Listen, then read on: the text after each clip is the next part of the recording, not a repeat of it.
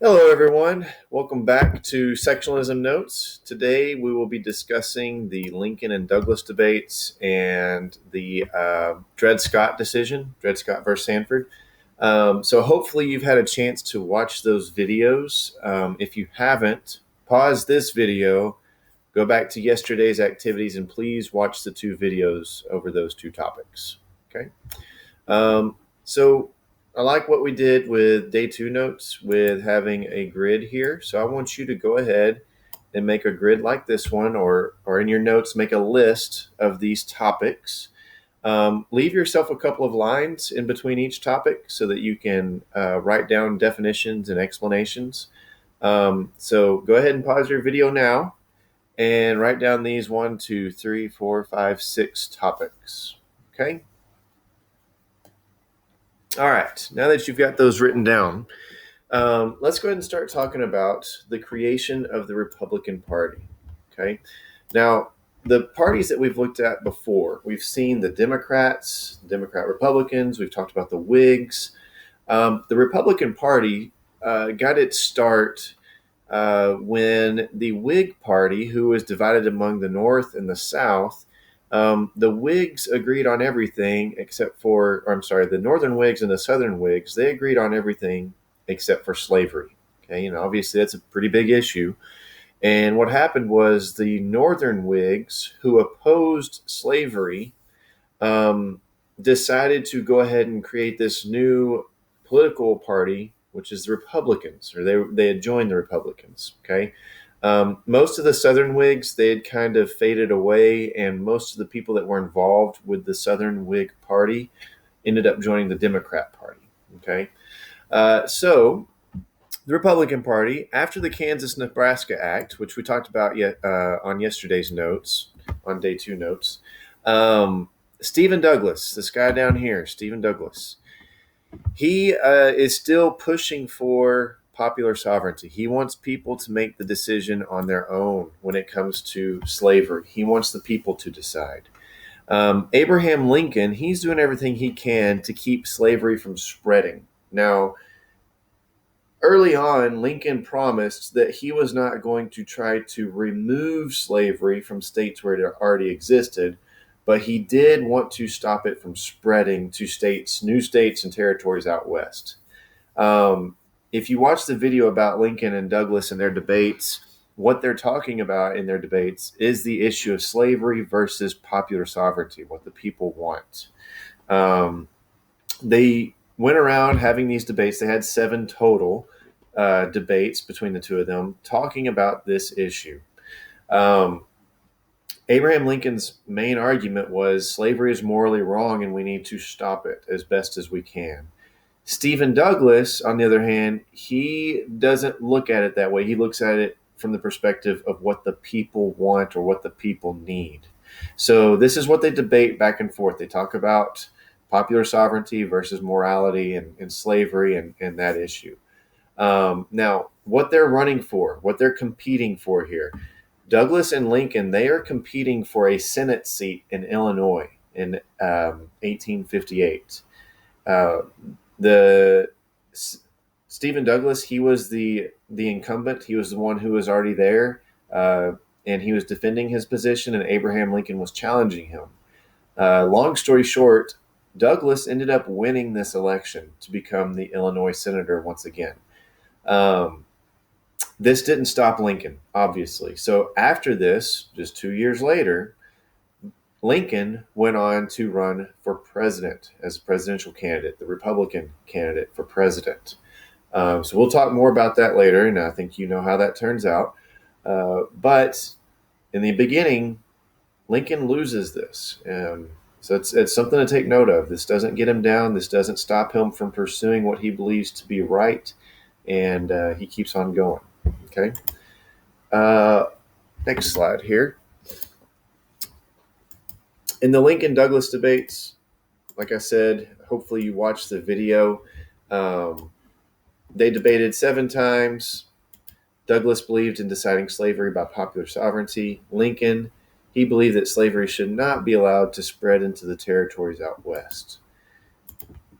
Lincoln also believed that the nation could not survive if the fighting continued to rip the Union apart, with slavery as this main issue. We're seeing this happening in Kansas during Bleeding Kansas. And he says if this continues to spread in these new states out west, the United States isn't going to last very long. It's going to become two separate countries because people are going to leave, or um, all this division. There could be an overthrow of government. There's all these bad things that could happen if we allow uh, for this fighting to continue, and if we don't have some sort of interference with the government coming in to stop this issue. And Lincoln's solution for this is to stop the issue by not allowing slavery to expand. Okay. Um, like I said, Douglas won the election, but Lincoln became a national figure, and he became a prominent figure in the new Republican Party. And that's where he gets his notoriety. That's where he gets his popularity. And he does continue and pursue the presidency in 1860.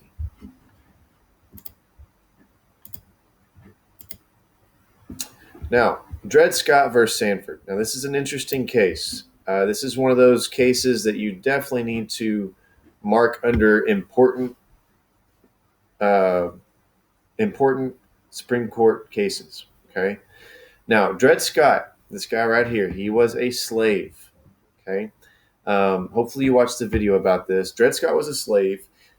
He was living in a free area for a while, and he lived in the North. But eventually, after his owner had passed away, he was suing to get his freedom.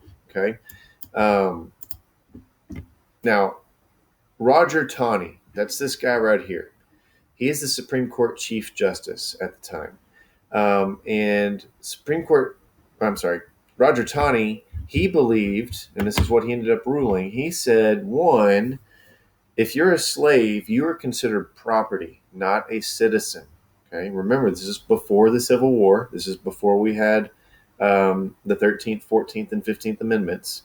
So he said, if you're not a citizen, you can't sue for anything, much less your freedom or your citizenship, and you are considered property. And since he is considered property, the government has no right to take property away from its citizens. That's part of the Fifth Amendment. It's part of the due process. Okay. Um, the other part of this this decision by Roger Taney was that the Missouri Compromise that was in 1820. I remember we talked about that on the day two notes. The Missouri Compromise, he ruled that as unconstitutional. Basically, he said the decision they made in 1820 was not allowed under our Constitution. It was something that um, gave the federal government power over state governments and gave them the ability to take property away without due process. So that's where this Fifth Amendment, that's where his justification for this comes in. He says it's not allowed under the Fifth Amendment. And this is not a federal issue yet. We're going to get there, but it's not a federal issue yet. So the Missouri Compromise was also ruled as unconstitutional. Now, down here, I know it's kind of cut off with my screen, but it says, therefore, the government would allow slavery to spread based on popular sovereignty. Okay.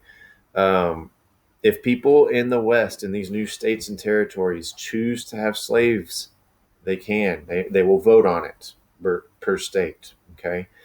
And this was Roger Taney, the Supreme Court Chief Justice. He's the guy in charge here making this decision. He said this is what's allowed under the Constitution. Missouri Compromise, not allowed. Taking property away from individuals without due process, not allowed. We're going to let the citizens choose. Okay. So the big things to remember with the Dred Scott versus Sanford case is, one, slaves are not citizens. They cannot sue anybody or anything. Two, they're considered property. So the federal government is not allowed to take property away from people. And then three, he goes ahead and gets rid of the Missouri Compromise. It's gone. It's no more. Okay. This is definitely going to lead to more conflict, more controversy. And that's just That's part of sectionalism. That's part of what we're going to see taking place more and more often, and it's going to lead eventually, as we all know, to the Civil War. So hopefully these notes made sense to you. I know this was a short set of notes today. Hopefully the videos helped supplement your learning on this. Again, if you have any questions, ideas, concerns, anything like that, let me know. Send me an email, text me, or video time, or do the FaceTime with me later during my hours. Uh, and make sure you do the worksheet that's attached to this assignment. Thanks for listening. Hope y'all have a good day. Stay safe. Bye bye.